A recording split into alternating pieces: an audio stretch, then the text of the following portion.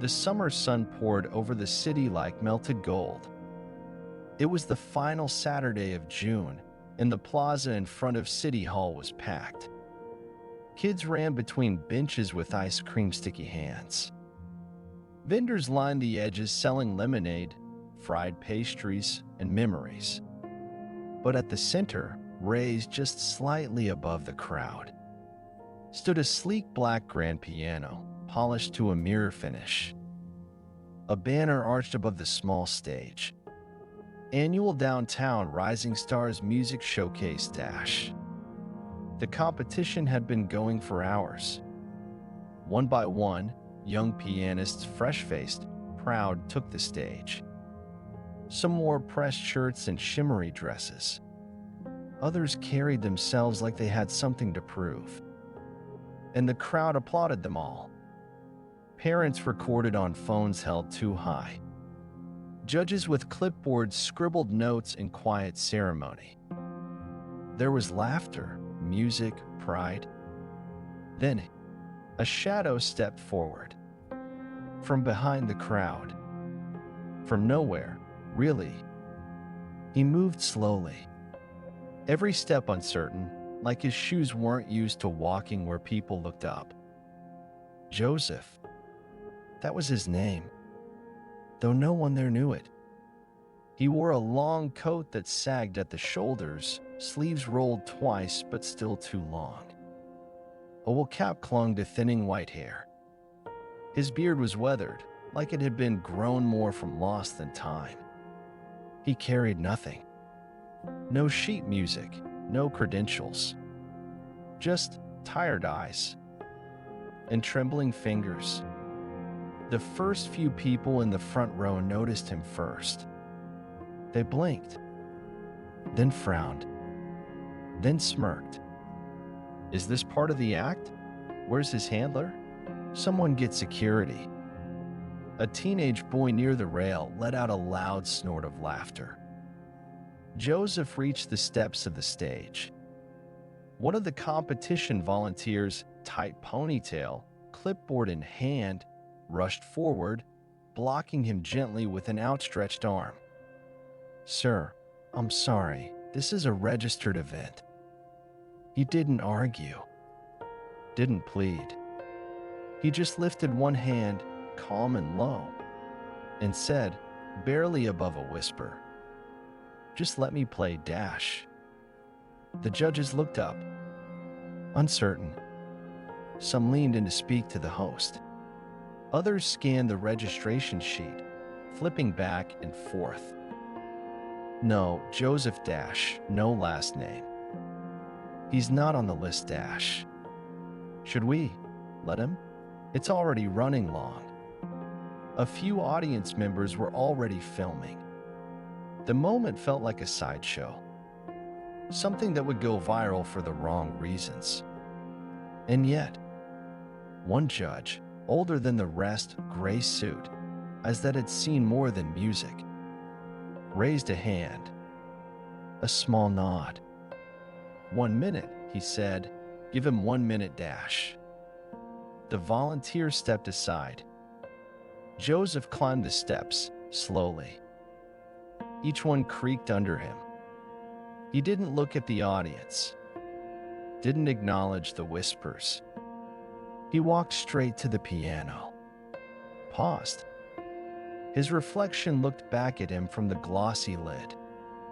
He touched the wood gently, like greeting an old friend after years apart.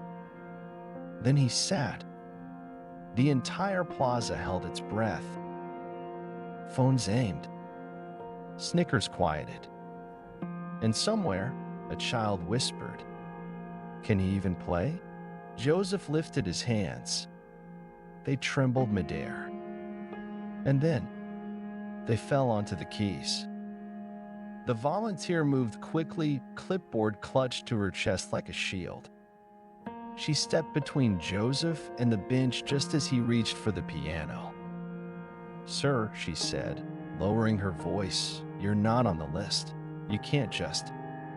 He didn't push, didn't argue. He just looked up at her with eyes like winter rain. soft, steady, exhausted. Then he said 5 words, no louder than a breath. Just let me play Dash. The words weren't a plea. They were a memory. A request from someone who hadn't asked for much in a long time. The judge in the gray blazer, the one with laugh lines carved from decades of listening, he leaned forward. Something in Joseph's voice had struck a different chord. 1 minute, he said, more to the others than to Joseph. That's all, Dash. The volunteer hesitated, then stepped back. Joseph turned to the piano. The murmur from the crowd grew louder. A father whispered something to his son. A teenager in the front row pressed record.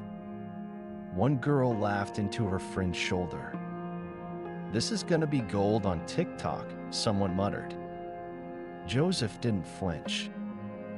He lowered himself slowly onto the bench. His coat wrinkled beneath him. He didn't adjust the seat, didn't shuffle or clear his throat like the other performers had. He just sat and placed his fingers on the keys. They hovered there, suspended, a breath between chaos and calm. The moment before a storm begins, when the sky still pretends to be blue. A small child's voice piped up from somewhere in the back. Is he gonna play Twinkle Twinkle? More laughter. More phones lifted. One man in a polo shirt rolled his eyes, loud enough to be noticed. The air was thick with mockery. But Joseph's shoulders didn't rise. His back didn't tense.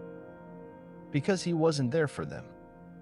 He wasn't there for applause, or attention, or redemption. He was there for the piano. And finally, he played the first note. It was soft, almost hesitant, like the key itself had forgotten what music felt like. Then came the second, then a third, lower, warmer. A chord began to form, and something strange happened. A hush. Not full silence, just a tightening of breath. A pause in the laughter, like the air had tilted slightly in another direction. But not enough to stop the judgment. Not yet. Someone whispered, "He's making it up." Another scoffed. "What is this? Jazz?" The phones kept rolling. But now the giggles came slower. Because something was happening. Not fast. Not obvious. But real. The story hadn't begun. But the noise was starting to quiet. And Joseph, eyes closed now, let his hands start telling the part of his soul he'd never learned how to speak. The first note wavered. It hung in the air like a question, a whisper in a room too loud to hear it. Shaky, uneven, unsure. Someone near the front let out a soft chuckle. Another followed with a sharp exhale, more amusement than breath. A girl tilted her phone sideways for a better angle. "I told you it'd be bad," she muttered. But then, the second chord, and this one, was different. Still soft but full, not practiced, lived.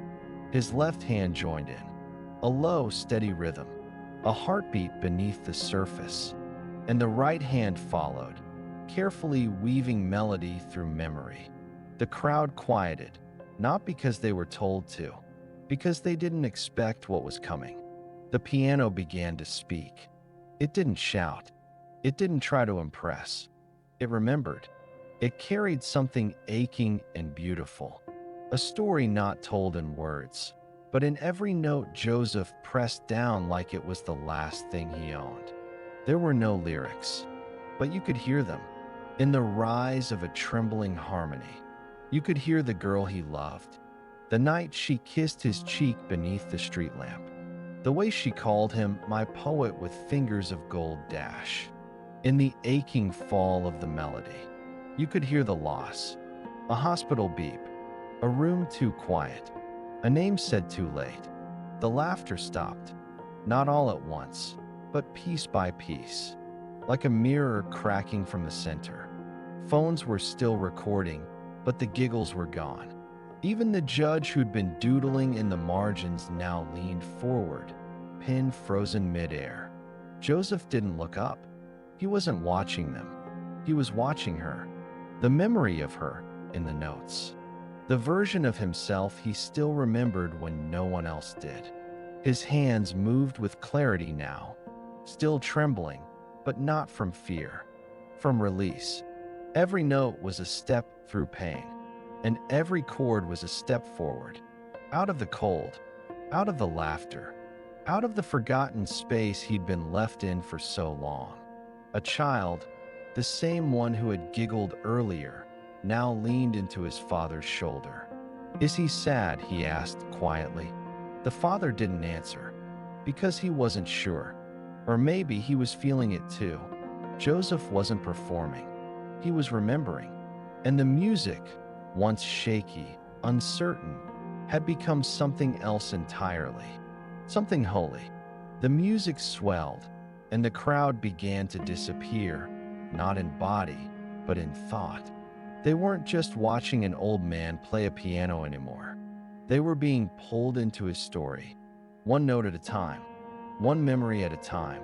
Musical note, the melody shifted, rich and formal, like velvet on polished wood. Cut to a young Joseph in a crisp tuxedo. He stood under golden lights in a conservatory recital hall, head bowed, fingers poised, a Steinway before him. An audience hushed, breath held. He played then like he was born doing it. With confidence, elegance, precision. Applause thundered. He smiled, but only at her.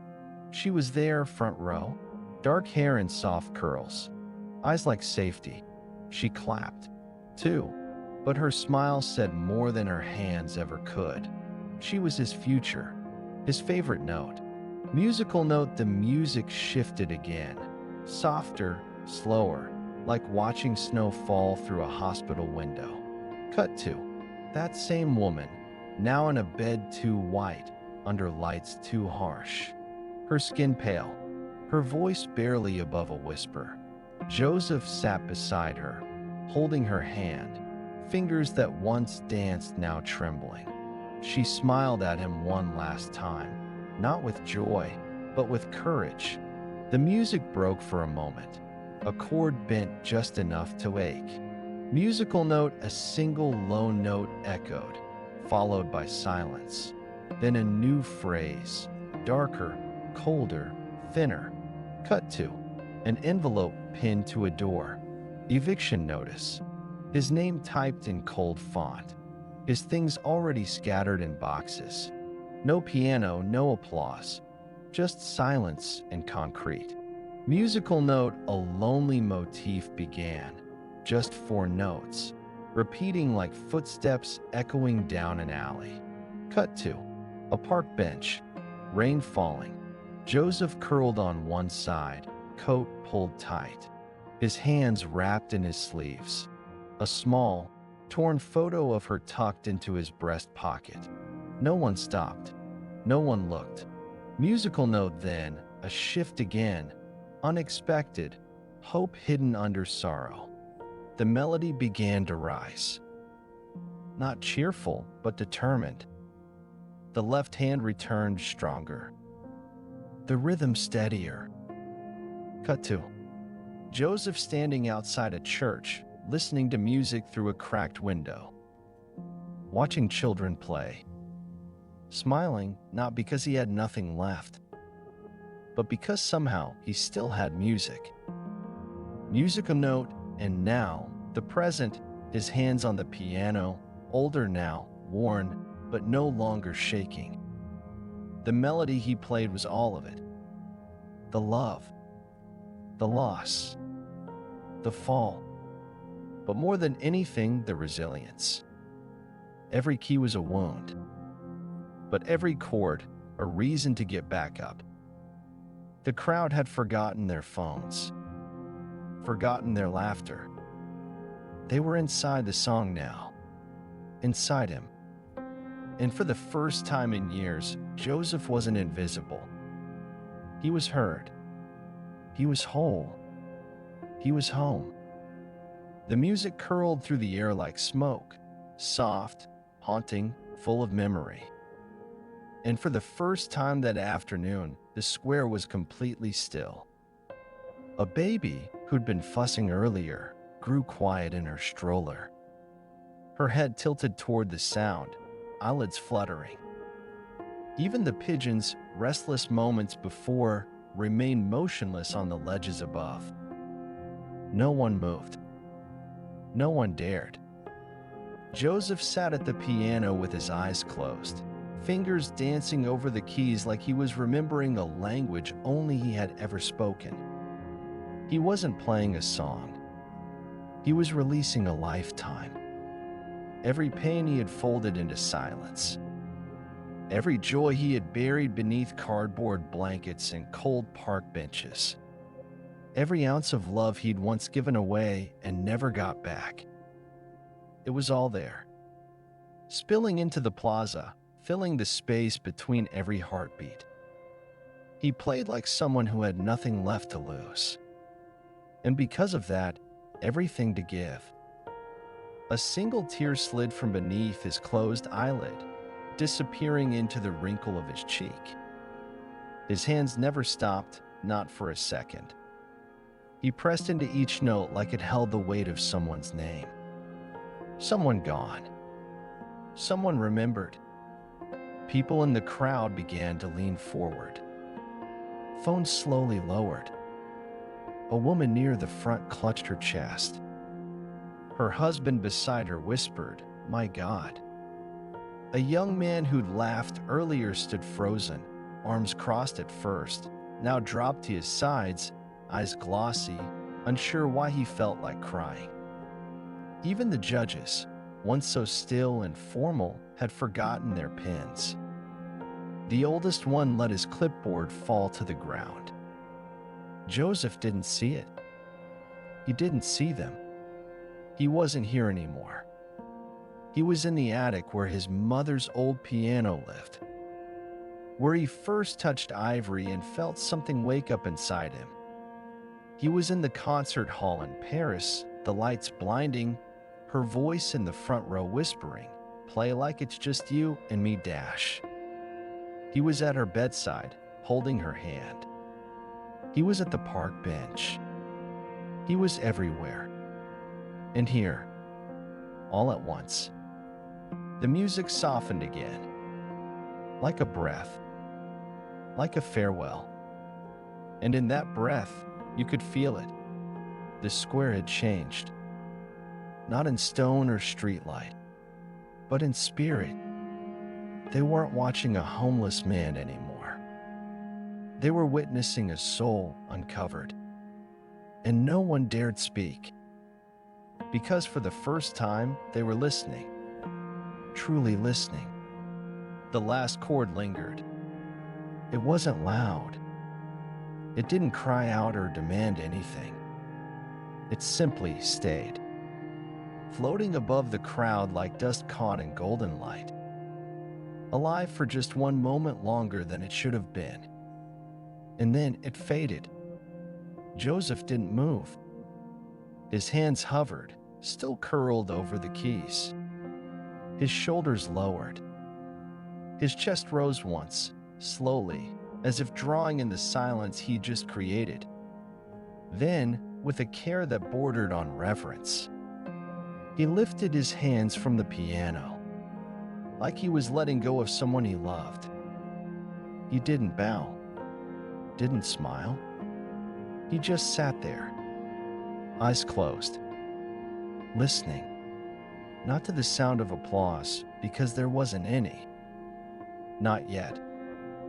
They were all still frozen. The audience, the judges, the volunteers, the parents with strollers, the teens with phones still recording, the tourists who had stopped for something light and now stood rooted by something heavy. Nobody clapped, because no one remembered how to. They weren't watching a performance. They had just witnessed something else entirely. Something sacred. A man broken by time and silence had opened himself in front of strangers, had bled beauty from bruised fingers, had spoken a truth no one expected, not through voice, but vibration. The piano, too, seemed changed. Its glossy black surface less polished, more human. Its keys no longer belonging to a contest, but to a confession. And Joseph just breathed. Not deeply, not shakily, just peacefully. For the first time in a long time, a breeze passed through the plaza. It tugged at his coat, rattled the banners, carried the last echo of his final note into the sky, where no one could touch it, but everyone could feel it. The judge in the gray blazer leaned forward, whispering something to himself. A teenager in the crowd wiped his cheek, pretending it was the sun in his eyes. A little girl looked at her mother and whispered. That man played like his heart was breaking dash. And still no one clapped, because applause would have broken the spell too soon. What Joseph had given them couldn't be clapped for. It had to be held. For a long moment, there was only stillness. Joseph sat motionless at the piano, head bowed, hands resting in his lap like a prayer had just ended. The square held its breath. No applause, no noise, just the aftershock of something none of them had the words for. And then, a single clap. It echoed like thunder in the silence. Sharp, unapologetic. Heads turned. It came from a teenage boy, the same one who had laughed earlier. Now, he stood, tears shining but unfallen, hands trembling slightly as they came together again. Clap, clap. Another joined, then another. A woman pressed her hands together slowly, like she wasn't sure if she was dreaming. Her eyes locked on Joseph like she was seeing something divine. Then, like dominoes, the entire square stood. The applause rolled in like a wave. Full crashing. Not polite. Grateful. People weren't just clapping. They were releasing. Everything they had felt in silence was now pouring through their hands. The judges rose too. Even the gray-haired one, stoic all day, now blinking rapidly, lips tight. He brought his hands together, slower than the rest, but deeper. His eyes never left Joseph. A young mother held her baby against her shoulder, clapping gently with one free hand. Two vendors by the lemonade stand clapped too, napkins still tucked into their aprons. Even the pigeons had scattered now, leaving behind nothing but sky. And Joseph? He looked up, eyes blinking slowly, as if waking from somewhere far away. His face didn't show pride or ego, just disbelief, like he hadn't played for them, like he hadn't even known they were still there, like he had simply opened a door in himself and left it unlocked. He rose, slowly, stiffly. His knees trembled, not from nerves, but from years. And still, the applause kept going. The judge nearest the stage leaned toward a volunteer and whispered, "Who is he?" But no one knew. There was no last name, no number, no backstory written in the program. Only Joseph, the man who had come from nowhere, played from everything, and walked back into memory. He nodded to the piano, then to the crowd. Not a bow, just thanks. And as the sound surged louder, he stepped down, not as a stranger, not as a joke, but as a man who reminded them what music is meant to do, make you feel something real. The applause still echoed when the voice spoke. It came from the back of the crowd, measured, astonished, trembling with memory. That's Joseph Langdash. Heads turned. The voice belonged to an older man in a tan blazer, his glasses halfway down his nose, a folded program crumpling in his hand. He looked stunned, like he'd seen a ghost or a miracle. He played Carnegie Hall, 1991. I was there dash. Another voice, this time a woman near the front. Lang? Joseph Lang. Are you sure? Positive. I used to teach at Juilliard. He was one of the greats dash. The words moved through the crowd like a ripple in still water. Phones came down. Eyes grew wide. People began murmuring, recognizing pieces of the past they hadn't realized they'd forgotten. I had one of his recordings once dash. He disappeared after his wife died, didn't he? They said he just walked away dash. And just like that, Joseph was no longer the nameless man in the oversized coat. He was a legend in exile, a melody once lost, now found again. His name, once spoken only in dusty liner notes and old reviews, was now being passed from mouth to mouth like sacred truth. The gray-haired judge closed his eyes and exhaled sharply. Lang, he whispered, I played your music when I was still learning. Even the teenagers, once poised to mock, now scrolled their phones frantically, searching. Joseph Lang, pianist, Carnegie Hall dash. And there it was, black and white photographs, grainy clips from televised performances, headlines, prodigy with soul dash. The man who played like he was praying dash. Vanished genius dash. The pieces all fit now. The hands, the sadness, the sound. It had never been about skill. It had never been about winning the competition. It was about remembering. The judges whispered among themselves. One scribbled a note on a sheet he no longer needed. Not an audition, a resurrection dash. Joseph didn't hear them. He was already walking away, past the edge of the stage, past the stunned crowd, down the sidewalk with the same quiet steps he'd arrived with. No fanfare, no cameras in his face, just a man who had finally spoken after years of silence, and the world was finally listening. The crowd had dispersed, but something still hung in the air. A quiet reverence, the kind that lingers long after the music stops. Joseph sat alone at the edge of the square now, elbows resting on his knees, hands clasped not in tension, but in stillness.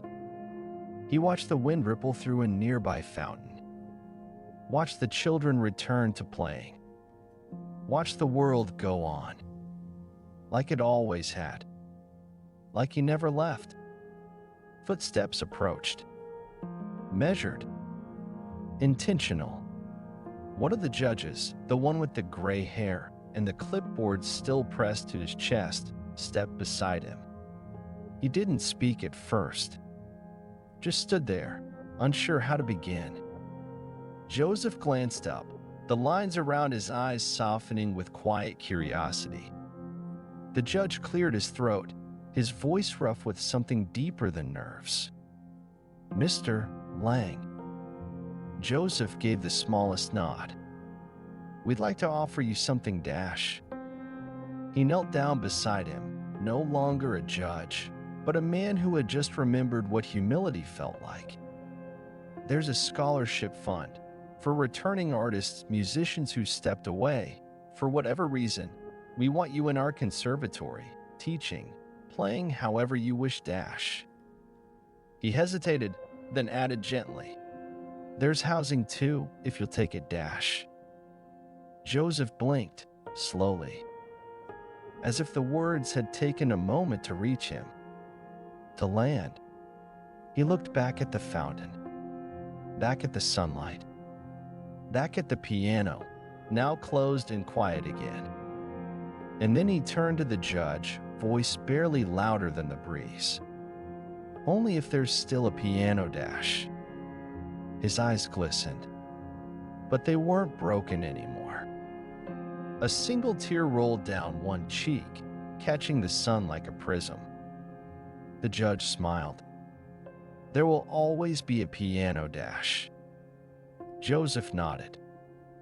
It wasn't grand, wasn't dramatic, just a simple bow of the head, like he was acknowledging an old friend he thought he'd never see again. The man who had once lost everything had just been offered something far greater than a stage, a place to belong, a reason to begin again. The lights dimmed. The concert hall swelled with whispers, the kind that come just before something sacred begins. Rows upon rows of people filled every seat, dressed in their finest, programs folded over knees, hearts pounding with anticipation. At the center of it all, a grand piano. Its black surface gleamed beneath the golden lights, perfectly polished, perfectly still. And then, he stepped out. Joseph Lang, but not the man they remembered from the city square. Not the quiet figure in a coat too big for his shoulders. Not the ghost of grief. This Joseph stood tall. A tailored suit wrapped around him like it belonged.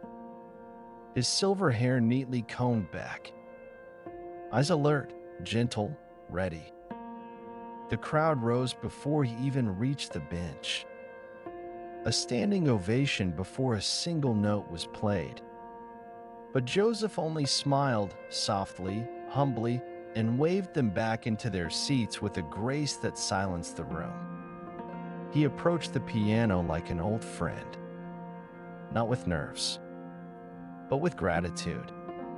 He sat. His fingers hovered over the keys. He looked up, not at the audience, but at the shadows beyond the spotlight. And then, he smiled. A full, radiant smile, the kind that comes from knowing you've walked through fire and still found music on the other side. And he played. The first note rang out like sunlight through stained glass. And the crowd erupted. Not because it was perfect, not because it was expected, but because they knew the story. They knew who he was, where he'd been, what he'd overcome. In that room, filled with hundreds, there was no judgment, only reverence. And as the music poured out again, stronger now, bolder, wiser, it wasn't just Joseph who was playing. It was the man on the park bench, the grieving husband, the forgotten genius, the boy who first fell in love with the sound of a single note. They all played together, and the crowd, frozen in awe, listened like it was the last song on earth. Some stories aren't shouted, they whisper. And Joseph's, it was never about fame or fortune or even the applause. It was about something deeper, something eternal, resilience, the kind born not from success, but from surviving what tried to silence you. He didn't play that piano to prove anything. He played because the music never left him, even when the world did. They laughed when they saw a homeless man step onto that stage, because they didn't know what greatness looks like when it's buried in grief. But Joseph reminded them, and all of us, that real beauty doesn't need polish to shine. It just needs to be heard. So the next time you pass a stranger, the next time you see someone with tired eyes and silent hands, don't look away, because behind the silence might live a symphony.